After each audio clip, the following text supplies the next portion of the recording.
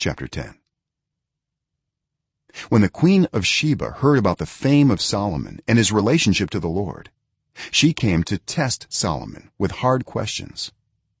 Arriving at Jerusalem with a very great caravan, with camels carrying spices, large quantities of gold and precious stones, she came to Solomon and talked with him about all that she had on her mind. Solomon answered all her questions. Nothing was too hard for the king to explain to her. When the queen of Sheba saw all the wisdom of Solomon and the palace he had built, the food on his table, the seating of his officials, the attending servants in their robes, his cupbearers, and the burnt offerings he made at the temple of the Lord, she was overwhelmed. She said to the king, "The report I heard in my own country about your achievements and your wisdom is true, but I did not believe these things until I came and saw with my own eyes. Indeed, not even half was told me. In wisdom and wealth you have far exceeded the report I heard. How happy your people must be, how happy your officials who continually stand before you and hear your wisdom. Praise be to the Lord your God, who has delighted in you and placed you on the throne of Israel. Because of the Lord's eternal love for Israel, he has made you king to maintain justice and righteousness." And she gave the king 120 talents of gold, large quantities of spices and precious stones. Never again were so many spices brought in as those the queen of Sheba gave to King Solomon.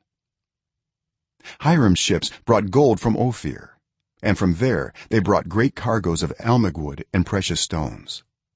The king used the almug wood to make supports for the temple of the Lord and for the royal palace, and to make harps and lyres for the musicians.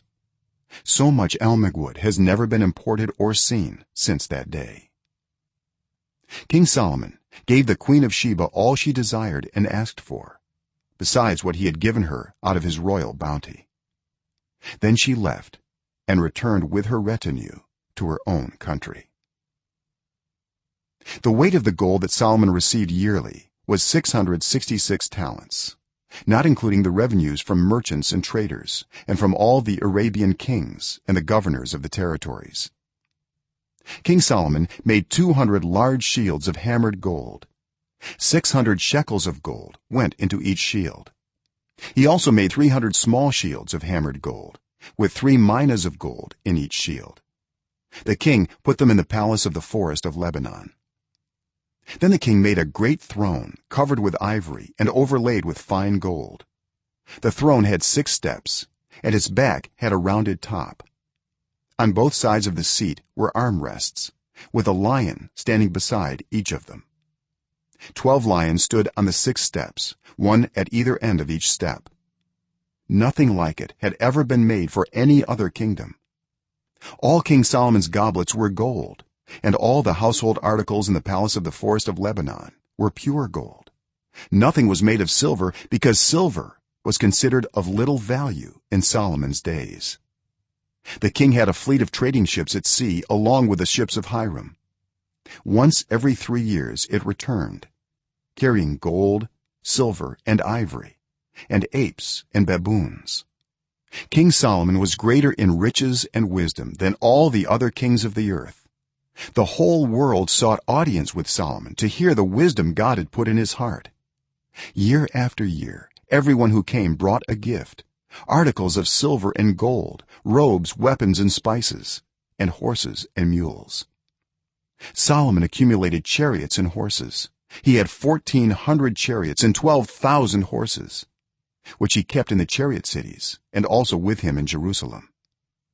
The king made silver as common in Jerusalem as stones, and cedar as plentiful as sycamore fig trees in the foothills.